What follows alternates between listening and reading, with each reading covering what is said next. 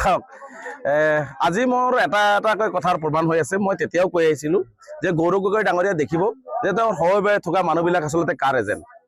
আৰু প্ৰদ্যুৎ বৰদলৈ ডাঙৰীয়াক মোক চিনি নোপোৱাৰ উদ্দেশ্য এটাই, কাৰণ বিজেপিৰ মানুহ মোক কেনেকৈ চিনি পাব? তেওঁ আগৰ পৰাই বিজেপি কৰি আছে, বিজেপিৰ এজেণ্ট হৈ কাম কৰি আছে, গতিকে সেইকাৰণে মোক চিনি নাপায়। আজি তেওঁ পদত্যাগ কৰিছে, ইয়াৰ আগতে ভূপেন বৰা কৰিছে, হয়তো কাইলৈ আকৌ দেওবৰ শইকীয়াও কৰিব পাৰে। গতিকে মই কৈছোঁ যে তেওঁলোকৰ মাজতে আচলতে বিজেপিৰ এজেণ্ট সোমাইছে, তেওঁলোকে বেলেগক আঙুলি টোৱাই লাভ নাই।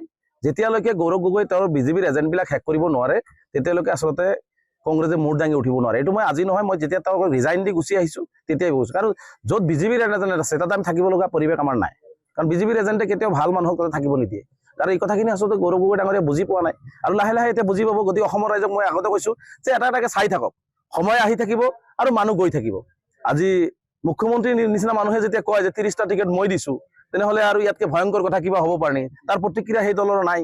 গতিকে অসমৰ ৰাইজে বুজি পাইছে আচলতে যে কোনে কাৰ এজেণ্ট হৈ আচলতে কাম কৰি আছে। গতিকে এইখিনি কথা মই ভাবোঁ যে গৌৰৱ গগৈ ডাঙৰীয়া আৰু অধিক সোনকালে বুজিব লাগিছিল, বুজা নাই।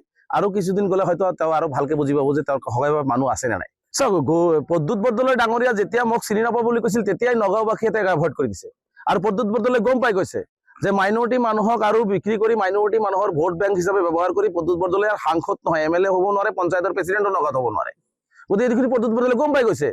কাৰণ মাইনৰিটি মানুহৰ আন্দোলনকাৰী এটা সত্তাক যেতিয়া তেওঁ চিনি নাপাব বুলি কৈছে, তেতিয়াই নগাঁওবাসী ৰাইজক মই আন্তৰিকভাৱে ধন্যবাদ জনাইছোঁ। সংখ্যালঘু ৰাইজক, সংখ্যালঘু ৰাইজে স্বতঃস্ফূৰ্তভাৱে প্ৰদ্যুৎ বৰদলৈ ডাঙৰীয়াক এভইড কৰিছে, বিভিন্ন অঞ্চলত তেওঁ প্ৰৱেশ নিষিদ্ধ কৰিছে। আৰু এইখিনি কথা তেওঁ গম পাইছে যে মাইনৰিটি অঞ্চলত গৈ আৰু মাইনৰিটি মানুহৰ কথা কৈ মাইনৰিটিৰ তাতে তাৰ ভাতত আৰু চাউল নিসিজে।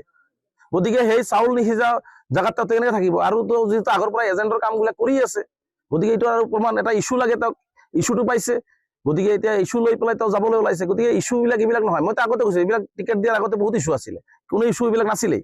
গতিকে মই সেইকাৰণে কৈছিলোঁ যে অসমৰ ৰাইজে চাই থাকক এটাকে তেওঁলোকৰ এজেণ্ট কেনেকৈ ওলাই যায়, সকলো এজেণ্ট ওলাই যাব। গতিকে সেইকাৰণে কৈছোঁ যে বেলেগলৈ আঙুলি টোৱাৰ আগত নিজে নিজৰ গাতে চিকুটি চাব লাগে যে নিজৰ গাটো ঠিক আছে নে নাই। গতিকে মই সকলো তেওঁলোকক এটা অনুৰোধ জনাম যে আগত নিজৰ মানুহখিনিক ঠিক কৰি লওক, তাৰপিছত বেলেগক সমালোচনা। এতিয়া বিভিন্ন সময়ত দেখিছোঁ বিভিন্নজনক সমালোচনা কৰা দেখা যায়, বিভিন্নজনক বিজেপিৰ ভিটিম বুলি আখ্যায়িত কৰে। গতিকে সেই কথা বাৰ্তাবিলাক এতিয়া অসমৰ ৰাইজে গম পাই আছে আচলতে বিজেপিৰ এ টিম হিচাপে আচলতে কোনে কোনে কাম কৰি আছে কংগ্ৰেছত। চাওক, এই অভিযোগ মোৰ নহয়, এই অভিযোগ কংগ্ৰেছী মানুহৰ, সৃজন গ্ৰামৰ ভোটাৰ যিসকল সন্মানীয় কংগ্ৰেছী ভোটাৰ আছে তেওঁলোকৰ। গতিকে কংগ্ৰেছী মানুহে যেতিয়া এই অভিযোগ আনিছে, নিশ্চিতভাৱে ইয়াত সত্যতা আছে। গতিকে আৰু বিভিন্ন সময়ত তেনেকুৱা ধৰণৰ কংগ্ৰেছৰ টিকেটৰ ক্ষেত্ৰত টকা পইচাৰ লেনদেনৰ কথা বিভিন্ন সংবাদ মাধ্যমত আমি দেখিবলৈ পাইছোঁ। গতিকে ৰাইজে এইবাৰ বিবেক বিবেচনা কৰিব যিবিলাক অভিযোগ আহিছে, আৰু ৰাইজে মই ভাবোঁ যে এইবাৰ সঠিক আৰু শুদ্ধ সিদ্ধান্ত লৈ বিবেক বিবেচনা কৰি সৃজন গ্ৰামৰ পৰা এজন উপযুক্ত বিধায়ক হিচাপে নিৰ্বাচন কৰিব। গতিকে সেই আশালৈ মই ৰাইজৰ কাষলৈ গৈছোঁ, ৰাইজৰ সমস্যা বুজিবলৈ চেষ্টা কৰিছোঁ, ঘৰে ঘৰে গৈছোঁ, আই মাতৃসকলৰ সমস্যা বুজিবলৈ চেষ্টা কৰিছোঁ। এবৰি সমস্যা আছে সৃজন গ্ৰাম সমষ্টিত, লগতে সংখ্যালঘুসকলৰ আৰ্থ সামাজিক ৰাজনৈতিক আৰু শৈক্ষিক সমস্যাখিনি আছে। গতিকে আটাইখিনি সমস্যা লৈ মই সৃজন গ্ৰামবাসী ৰাইজৰ ঘৰে ঘৰে গৈছোঁ, দোৱা বিচাৰিছোঁ, আশীৰ্বাদ বিচাৰিছোঁ। আৰু মই ভাবোঁ যে সৃজন গ্ৰামবাসী ৰাইজে যথেষ্ট সঁহাৰি আমাক দিছে, আৰু এই সঁহাৰি লৈ এই আশীৰ্বাদ দোৱা লৈ নিশ্চিতভাৱে এটা নতুন সৃজন গ্ৰাম কৰাৰ লক্ষ্যৰে মই আগবাঢ়িব পাৰিম।